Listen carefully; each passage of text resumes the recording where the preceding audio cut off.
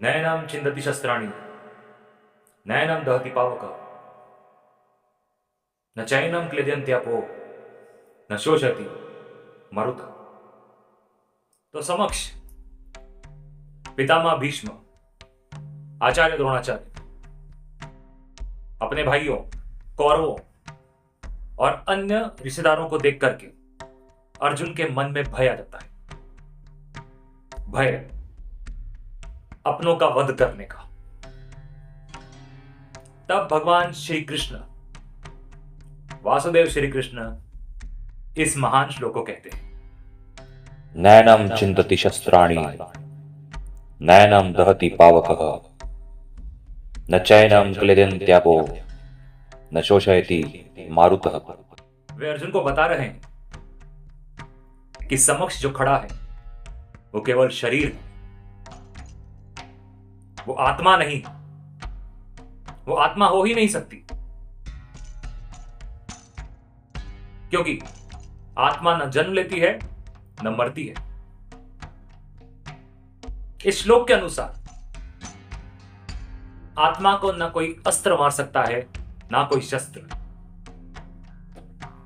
न आत्मा को अग्नि जला सकती है, न जल गीला कर सकता है और ना वायु सुखा सकती है। सो वासुदेव श्री कृष्ण कहते हैं कि हे अर्जुन, तुम जो युद्ध कर रहे हो वो धर्म और अधर्म का युद्ध है। समक्ष खड़े हुए जो तुम्हारे अपने सगे संबंधी हैं, वे उस पाप के भागीदार हैं जो तुम्हारे साथ हुआ है। तो इनके शरीरों को मारने में कोई संकोच ना करो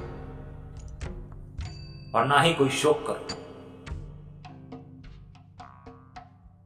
क्योंकि जब तुम ये समझ जाओगे कि शरीर और आत्मा दोनों भिन्न भिन्न है,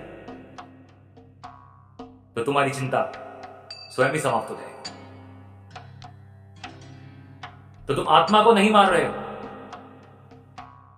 क्योंकि आत्मा तो अजर अमर है। तुम शरीर को मार रहे हो। इसीलिए हे महाबाहो, आगे बढ़ो और युद्ध करो, क्योंकि तुम्हारा युद्ध अपने संबंधियों के विरुद्ध नहीं है, अधर्म के विरुद्ध है। और आज यदि तुम अपने कर्तव्य से चूक गए तो अधर्म जीत जाएगा और धर्म हार जाएगा। इसीलिए आत्मा के मरने का शोक ना करो, क्योंकि आत्मा तो मर ही नहीं सकती और शरीर अपने कर्मों अनुसार फल भुगतता है।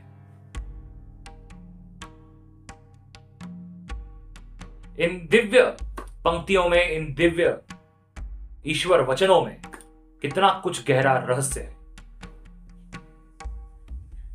और यही भगवत गीता का वो स्तोत्र है, या यूं कहूं वो सूत्र है,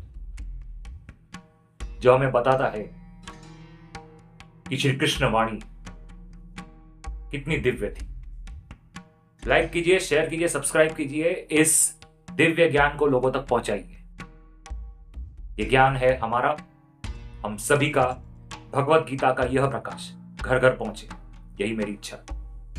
सत्य सनातन, जय सनातन, ज्ञान यज्ञ जारी।